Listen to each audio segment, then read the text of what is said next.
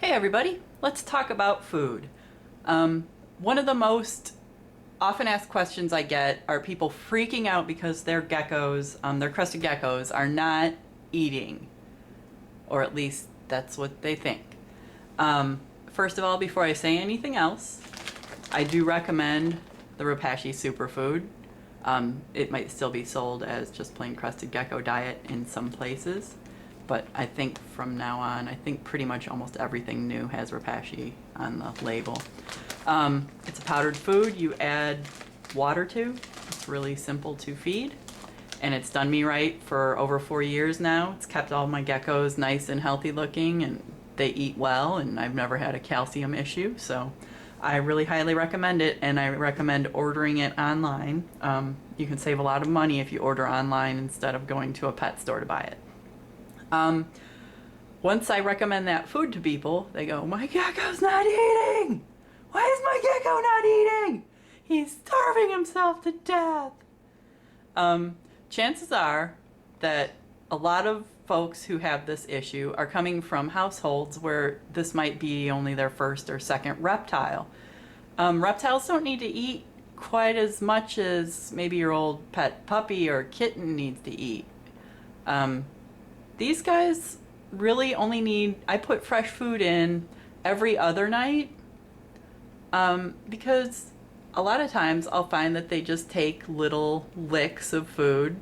They don't chow hound everything down all at once, but they still, this gecko here, she's an adult. She's got really good build to her, even though I've never seen her empty an entire dish of food. So they do eat, they just maybe aren't eating like you're. It might help assuage your fears if you don't go with the gigantic bowl like this. Here's the gecko, here's the bowl. The bowl is bigger than the gecko. There's no way if you put even like a centimeter's depth of food in here that gecko is going to eat all that food. The food's going to go to waste. You might attract a lot of fruit flies because you're leaving it sit for so long. Just go with something smaller, more adequate for the gecko. I use milk jug caps in a lot of my adult enclosures, and even that is pretty big. I don't really see these getting emptied out unless I have like 2 or 3 geckos in one enclosure.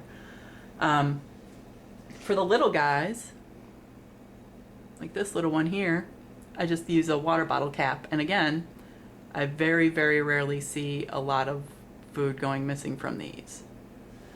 So now you're like, well, that's all fine and good, JB, but how the hell am I supposed to know how whether my gecko is eating?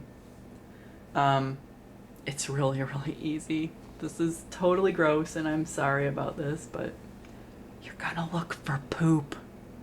You gotta look for the poop. This is an adult's poop. That's a penny, so you know what you're looking for, about what size you're looking for. That's a baby's poop. That's a hatchling poop. That's a poopling. It's so tiny. So they're pretty easy to miss, especially if you've got like nice foliage in their little enclosures. Sometimes poop might get stuck to the leaves and you might miss it. So it's easy to freak out. You might go, "Oh, my gecko's not eating, I'm not finding poop." Look again, keep looking. Just look around for the poop. It's probably the least appetizing part of owning these guys, but it's really rewarding when you end up with something gross and gigantic like that. Hey, speaking of poop, this one's totally pooping right now. Check it out. Oh my God, it's a miracle! This gecko is eating! You can tell from the poop. Boy, this is just learning in action right here, guys. She could not have been more helpful. So this gecko is definitely eating. Oh, I kind of want to barf a little. All right then, I'll clean that up and I'll continue with the lesson. By the way, regular poop often has a liquid portion to it, which should be clear or whitish, and you see it sort of wrapped around the poop there. That's like the urine.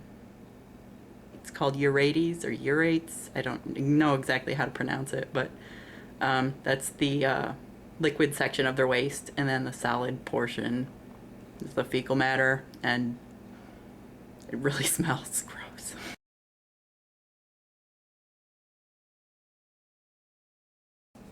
I just got my gecko. How can I tell if it's eating? Chances are the first couple nights you have your gecko, it's going to be really nervous in its new home, and it might even take it a few days to start really exploring.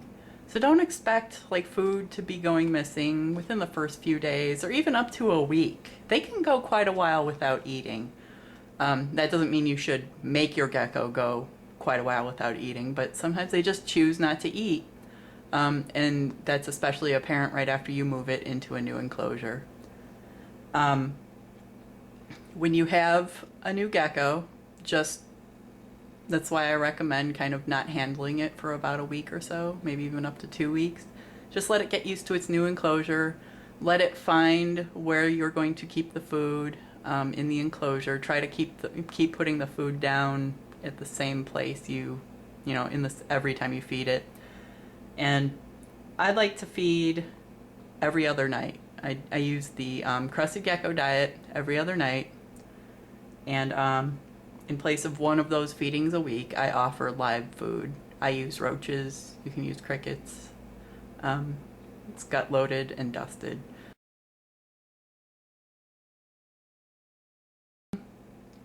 I do occasionally get people freaking out so much that their gecko is not eating that they want to start like force feeding it with an eyedropper or something like that.